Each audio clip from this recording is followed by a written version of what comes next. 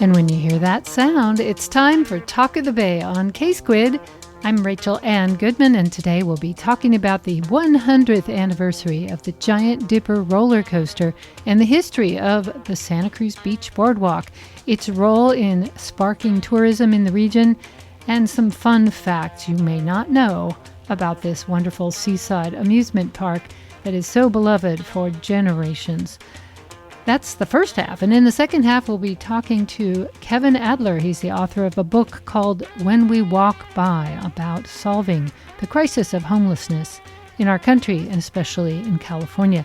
That's coming up on Talk of the Bay today on your favorite community radio station, K-Squid.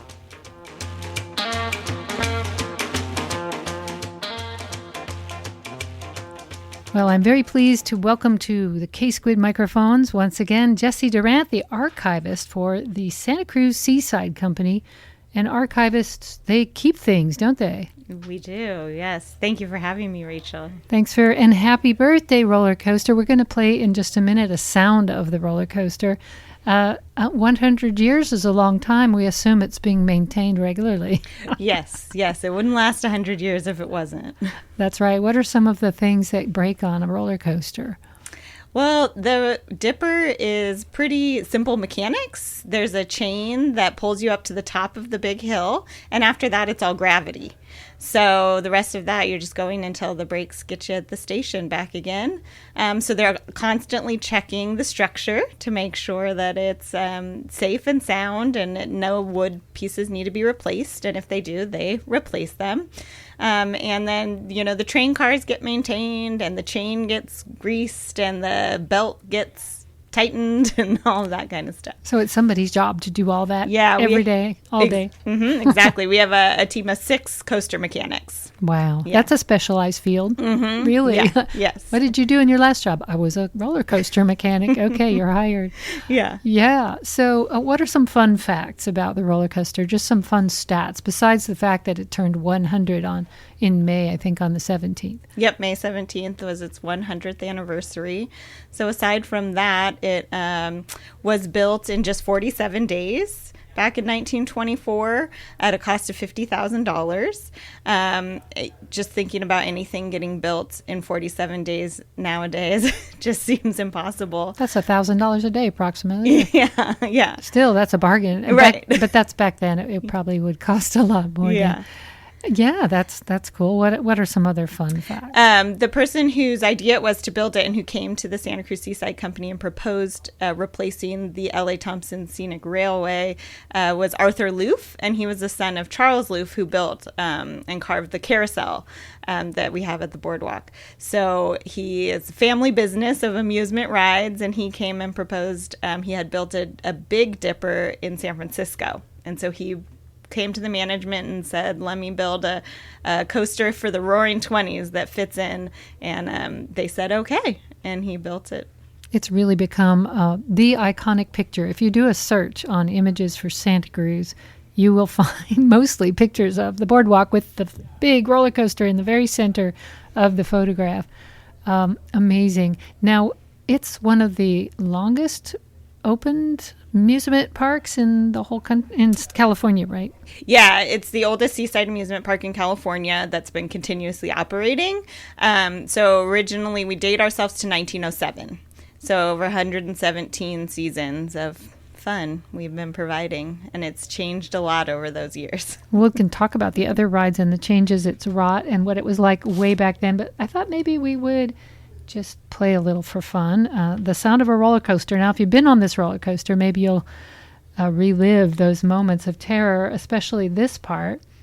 As you're going up, this is when you're going up the hill. You probably, maybe you can hear it.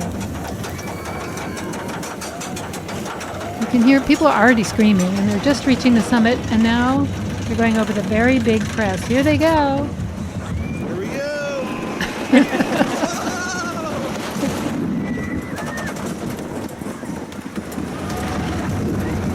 There's a couple big dips in the Giant Dipper. It's not just one big fall. And then you come around some pretty precipitous curves as well. All of that is gravity. There's no chain after the very top. Right, no chain after the top. pulls more you up. screaming. The person filming was surprisingly contained. Usually, the person holding the camera is also screaming, but one time I dated someone who lived right next to the boardwalk. Till 11 at night, most nights. It was screamaholic land. And depending on which way the wind is blowing, it gets louder. Well, and that's such an iconic sound, too, of Santa Cruz, which is people screaming on the Giant Dipper and the Roaring Camp Railroad at the same time sometimes. And there it is. That was the entire, 46 seconds of screaming? It's a little over a minute. A minute. Ride, yeah. All right. So there you have it. That's the Giant Dipper at 100. I think this was maybe filmed a couple years ago, but it still sounds like that. The boardwalk itself had a couple of starts, didn't it? Like, let's go back in time just a bit and talk about how this all began. You know, where did the idea for the amusement park in Santa Cruz come from? I'm sure Santa Cruz was not the same as it is now. Right. It was very different than it is now. And it all kind of started with the idea from Fred Swanton, who was big into all things in the community and trying to get Santa Cruz on the map. So in 1904, he took the bathhouses that were down on Main Beach that provided a place for visitors and residents to go and, you know, experience the benefits of salt water. This was heated salt water? They would, pump it in and heat it. Yep, there were big boilers in other rooms, so they would and entice people down and say it had health benefits and all of that, you know, so people would come. And so he turned that into what we know as the casino. And the first one was called Neptune Casino. And unfortunately, after only a couple years, it burned down. And so, but the story goes that he was just watching the embers smoldering and already drumming up funding to build a bigger, better casino. And that's what we have today. So that 1907, which was another thing that was built in an amazing amount of time, under a year, it took 9 months for them to rebuild this whole casino. Is that the arched yellow building you see from the wharf? Yeah. Okay, I was wondering what that was called. Wasn't there a little La Playa Hotel that also burned down, or is that the same thing you're thinking? The just the casino burned down. Oh, there was a hotel, the Sea Beach Hotel. That burned down in 1911, but it was not part of the boardwalk complex. It was across the street. We kind of take for granted alarms and, you know, fire extinguishers and really quick action on behalf of our firefighters, but back then everything was wood and proof. Right. Yep. Everything was wood. Not everything had sprinkler systems. It was often how we lost buildings at that time with fires. But still, that building is pretty old for California. You go back east and things are 400 or 500 years old. Here, 100-year-old building's a big deal. It is a big deal. And so the casino, it's called a casino, but it never really was a gambling place. A casino just meant a place where you went to see the latest and greatest of the time. So it provided a place for tourists to come. It really gave people a reason to come to Santa Cruz and visit and enjoy all that it had to offer. So not just the amusement parts, but then you take the train, you go up to the redwoods, you see the ocean, all of that. Which Swan you can was trying to still get you do. Into. Yep, you could still do that. Now, there used to be a train from San Jose called the Suntan Express, or we called it the Fog. When did that end? The Suntan Special would bring people from over the hill. It went until the 50s, and that's when cars became more popular and people started driving over here more. And gosh, if only that was working now, we would probably have twice the population living here. Now you still have to brave 17. But I hear there's still those tunnels. There's still tunnels, but they blocked them or something. I don't know a lot about the history of that railroad. I'm sure Sandy Lydon does. If he were here, he would correct everything I just said. Thank you. You'll have to come on and set the record straight, Sandy. If you just joined me, I'm speaking with Jessie Durant. She is the archivist for the Seaside Company of Santa Cruz, which runs the Santa Cruz Beach Boardwalk, celebrating 100 years of the Giant Dipper, which we just heard a recording of. Some of the other rides are also really beautiful and old. And another one you mentioned was the Loof merry-go-round. I wanted to have you talk a bit about that. Those horses are historic and gorgeous. And talk about who, you said the guy Loof designed it. Yeah. And did he hand carve all of those? Yeah, so Loof and his team in Rhode Island, our carousel was carved in Rhode Island at their studio before they moved to Long Beach. And so it was brought here, and each horse on the carousel, there are 73 horses on the carousel and 2 chariots. They're all carved by Loof and his team, and they're just exquisite. They are operating antiques. So when you're riding that carousel, you just are having a really unique experience. And the beauty of it, too, is not to be underestimated, just looking at it and listening. The sound, I think the boardwalk, like any place, has such a distinctive sensory overload kind of thing. You get the popcorn smell, you get the ocean smell, and you get the sound of the merry-go-round, which has got a musical instrument that is its own thing, right? We actually there's 3 band organs in the merry-go-round building. So one that originally came with the merry-go-round, and then 2 that Charles Canfield purchased and kind of really made look nice for the carousel's 100th anniversary. So when it turned 100, they celebrated that way. And so each one plays one at a time on a loop, but you can watch them all play. That's a pretty fantastic thing to watch. Just all these things moving, automated, obviously. Mm-hmm. Do you think that when merry-go-rounds first started, they actually had orchestras playing next to them? They might have. And ours had a bunch of rocking chairs in the building when it first opened, because people would just like to go and sit and listen to the music that the band organ was playing. And that was probably the time, player pianos and other novelty items that played themselves. That is so cool. Now, I remember seeing pictures of something called a natatorium. Talk about that place, because there's a lot of history there as well that's no longer with us. Yeah, so when Swanton built the casino, next to it was the Plunge Natatorium building that was one of these first bathhouses. And so it had an indoor pool, and there was a pleasure pier that went out into the ocean with a pipe on it. So it pumped the water from the ocean into the pool, where it was heated to about 83 degrees. A lot of kids in Santa Cruz learned to swim in that pool. It was there until 62, and it was the place to go. It was when people came to the ocean, they wanted to swim, but not necessarily out in the sun and in the ocean water and currents. And so they came and they swam inside in the plunge pool. And one of the really unique things that happened in that building were what they called the water carnivals. So from 1927 to 45, there were these acrobatic shows on Saturday nights, and a lot of them just featured local kids and local adults doing amazing stunts above the water, diving into the water, trapeze, rings, all of this hanging from the girders in that building that you can still see today. Wow, and that's where the miniature golf is now. Yeah, right? yeah. Neptune's Kingdom. Neptune's Kingdom, mm-hmm. That's it. So it was the plunge and then miniature golf and then Neptune's what an Kingdom. evolution.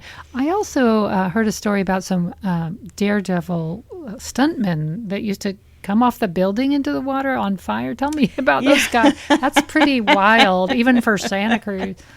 It's definitely a sign of the times, and that a lot of things were possible back then that we would not be able to do now. You imagine the OSHA rules Yes. you'd have to pass if you lit yourself on fire and then jumped in the ocean. Yeah, but they had an event called the Slide for Life, and so somebody would go at the top of the casino rotunda, so the big dome, and basically a zip line to the end of the pleasure pier, and and they would slide down and jump off the zip line before hitting the pier. Hopefully. Into the ocean water. Yeah. And, it just wasn't exciting enough. So why not wrap yourself in burlap and light it on fire and do it that way?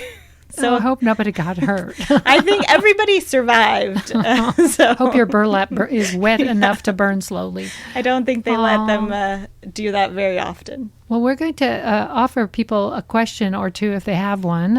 If you want to open the phone lines at 831-900-5773. My guest is Jessie Durant. She is the archivist for the Seaside Company, and we're talking about the recent 100th birthday of the Giant Dipper, which, by the way, often gets called the Big Dipper, I have to say. People misnumerate it, but I don't think it minds. It just gets called that a lot. Recently, of course, in more modern history, there have been films that got filmed there at the boardwalk. The Lost Boys have become an iconic film. I don't know if it was when it first came out. I remember seeing it, being scared as a kid. But and then we had the Jordan Peele movie, which did that help or hinder? Yeah. I think it really helped. I know when they approached about Lost Boys, it was definitely a discussion. Is this the image we want to? Yeah, exactly. Vampires are cool.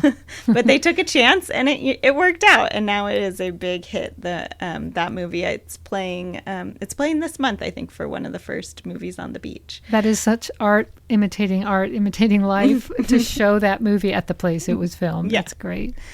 And Us was, I think people were really excited about it when it came out. And it was, for myself, it was really exciting to be there while they were filming. It was one of the first ones that I was there for while they were doing it. We do some behind the scenes tours of the boardwalk through Santa Cruz Parks and Rec. And during those tours, we go down into the basement. So when we did the first tour after that movie came out, I was like, oh, I wonder if people are going to be scared when we go down into the basement.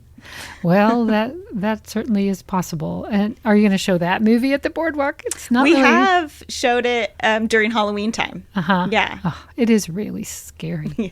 Terrifying. Maybe not for younger children. Yeah. Wow, what a history. I mean, from that part that many people will know the boardwalk, who maybe haven't even come here yet from other parts of the country, having seen it through those films. And then there's people whose multiple generations have been there, year after year. They've always come here. And what makes it different than, Marriott's Great America, or the roller coaster place has nothing but roller coasters. I forget its name. But, the big, fancy, and now more and more scary rides that cost a fortune to go to in other parts of the country, I've noticed. So what distinguishes the boardwalk here in Santa Cruz from all those other amusement parks out there? Well, you mentioned the cost, and we like to say that the boardwalk is the same, entrance fee is the same as it was in 1907, free. So that's something that can really appeal to a lot of people, is that you can come and at any price point enjoy a day at the boardwalk. Come and go on one ride. Go on one ride. You can go on all the rides. You can get food. You can bring your own food, all of that. So it really appeals to a wide range of people. And I think that the way that the park integrates new items, new rides, the latest and greatest with this history that it has of over 117 years really makes it a unique experience. And it's really nostalgic to a lot of people and these generations that are coming. So a grandparent and a child and a grandchild can all come, and they've, at the same age rode the carousel and now can all ride the carousel together. So it just creates opportunities for memories that are really going to be impactful. This is K-Squid you're listening to. I'm Rachel Ann Goodman, and we're talking to Jessie Durant. She is the archivist for the Seaside Company of Santa Cruz, which runs the Santa Cruz Beach Boardwalk. Speaking of generations, my father took me to Playland in San Francisco, and I had a couple bad experiences there. I think I was just too young to appreciate Laughing Sal, who, she haunts me because now she's in Santa Cruz, and I was terrified of her then. And I still have to admit, kind of get creeped out by her laugh. How did they get her? Where was she, in mothballs or something? Because that place closed a long time ago. Yeah, that place closed. And so she was in a private collection and went up for auction. And the chairman, Charles Canfield, saw that she was available, and he bought her up. And we did our team in tech services and in marketing, refreshed her, made her look nice and presentable. But not any less scary for some of us. Yeah. I think it's her laugh. There was rumors that maybe her laugh was recorded by a barmaid who was drunk, but that's never been corroborated. That little piece of tape is the same one you guys use, right? Yeah, and we digitized some original tape from her. I think it was starting to warp by the time Probably. I heard her, and that's what made it so frightening. It's like, and she just kept on laughing. She wouldn't stop. And she still is. And there's a private joke there, but we're not in on it. That's so great that that's still there. So there's these pieces of history. Now, Charlie Canfield, is he still part of it? Yep. He's the chairman of the board. He comes in almost every day, walks the park, pays attention, has a pulse on what's going on. And he has a private collection of amusements that I saw one time when I interviewed him in his office. There's the great Magito who will tell your fortune, his eyes light up, and those kind of old-fashioned arcade exhibits are in his office. The shooting gallery, is that still there? That's another really vintage thing in the arcade. Yeah, there is a shooting gallery in the arcade. And one of the stories that I love to hear and to tell is that we did have other shooting galleries along the boardwalk that used live ammunition 22. Oh, that's scary. It is very scary. Much more scary than laughing cells. Yeah. And some soldiers who were staying down in Monterey would come and have shooting contests at the boardwalk. And, at one point, people realized that this was not a safe thing to do. And so I'm glad nobody got hurt. Yeah. Now we have a fun one that you can do in the just arcade. Shoots blanks. Yes. Yeah. Just Well, anything you want to leave us with as a thought or fun fact about this wonderful 100th year of the Giant Dipper? Yeah, I've been experiencing this year with it turning 100 just so much sentimentality and nostalgia about the ride, and thinking about how people 100 years ago, did any of them think it would be here in 100 years?